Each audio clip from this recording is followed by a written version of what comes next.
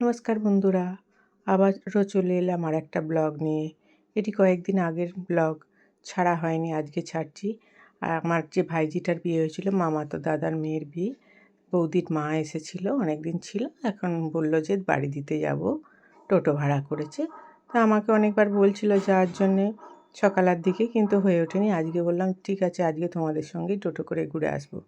নয়াচকে ছিল বৌদির বাপের বাড়ি, আর টোটো করে আমরা চলে এসেছি। এটা হচ্ছে বৌদির বাড়ি একটা, আর এই একটা, দুখানা বাড়ি বৌদির। আর বাড়ির সঙ্গেই কি সুন্দর ঘাটটা দেখুন। এখন তো দেখাই যায় না, পুকুরের জলটা একটু নোংরা হয়ে গেছে, কিন্তু এই পুকুরে নাকি প্রচুর মাছ আছে। এই পুকুরেরই একটা কাহিনী বলছি। এই যে মা লক্ষ্মী আর গণেশ, বৌদির দাদা একদিন ঘাটে গিয়েছিল হাত ধুতে, গিয়ে দেখছি এই মা লক্ষ্মী জলের তলায় দেখা যাচ্ছে, মানে চকচক করছিল। বৌদির দাদা হাত দিয়ে তুলে দেখে লক্ষ্মী ঠাকুর। তারপরে বলল লক্ষ্মী তো একা আসবে না, কিছুটা নেমে গিয়ে দেখে পায়ে ঠেকে গণেশ ঠাকুর। সঙ্গে সঙ্গে মাকে আর লক্ষ্মী আর গণেশকে তুলে এনে প্রতিষ্ঠিত করে।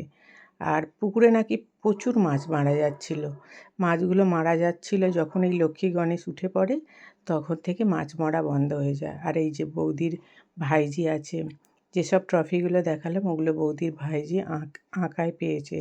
আর এই আঁকার যে জিনিসগুলো দেখালাম ওগুলো বৌদির ভাইজি স্যারের, আর বৌদির ভাইজি নিজে এঁকেছে।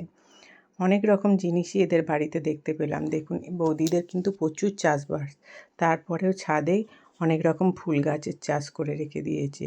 শুধু চাষবাস বলবো না, বরজের চাষ, মানে পান বরজ। উপর থেকে নিচটা দেখুন কত সুন্দর। বাড়ির চারিদিকে প্রচুর বাড়ি আছে, খুব সুন্দর লাগছিল এলাকাটা। আর একটা সুন্দর পাখিও পুষে রেখেছে। তারপর যাই বৌদিদের বাড়ি, অনেক রকম খাওয়া দাওয়া করে সন্ধ্যের মুখটায় আমরা বাড়ি থেকে বাইরে বেরিয়ে এলাম রাস্তাটা দেখবো বলে। বৌদি বলছে এদিক ওদিকটা দেখো একটু। তা ঘুরে ঘুরে দেখলাম, ঠিক সন্ধ্যের মুখটা আমরা ওদের বাড়ি থেকে বেরিয়ে চলে এলাম।